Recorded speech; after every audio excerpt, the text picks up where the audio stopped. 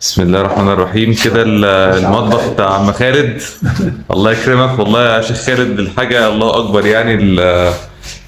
ده الخامة المصري، الكوارتز الأبيض، عرق خفيف قوي زي ما حضراتكم شايفين كده. ركز هنا كده على شايف احنا هنا مجمعين العرق كمان، بنجمع العرق هنا بس مش في كل الحالات بينفع نجمع، يعني في احيانا ما نعرفش نجمع زي كده، مش في كل الحالات يعني.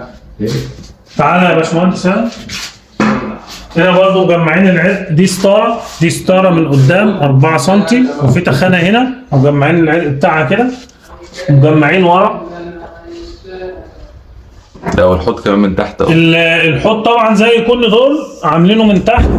طبعا الحوض من تحت ده لو اتعمل صح بيبقى ممتاز جدا، واحنا مصورينه بعد استعمال 2 عند الحاج عاطف قبل كده، وقوي جدا لانه متشال على الخشب من جميع الجهات. يعني الحوض نفسه متشال على رخام، والرخام متشال على الخشب، والكلام ده في الفيديوهات كتير. الخامه دي هي الخامه المصنعه في مصر. دي خامه شركه صينيه بتصنع الكوارتز ده في مصر. الخامه دي حلوه ممتازه ومش بتبقع ومش بتتخربش. حتى الباشمهندس جربها هنا بالسكينه يقول لنا عملت ايه. لا ما شاء الله ما كانش فيه اي مشكله خالص، كان بس مجرد حاجه زي قلم الرصاص كده اتمسحت على طول بالايد، ما فيش اي حاجه، ولا ما باينه حتى السبوتات باينه.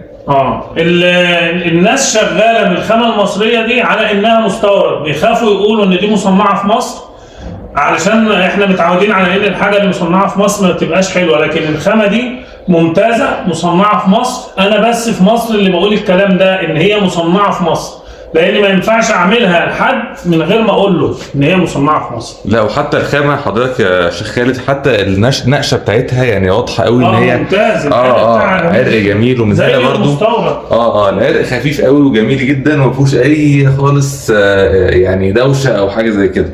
وحتى يعني ما شاء الله الشيخ خالد، بص الخطوط ماشيه مع بعض كلها ازاي. الله ينور عليك يا شيخ خالد والله، الله يكرمك. يلا الف مبروك لك.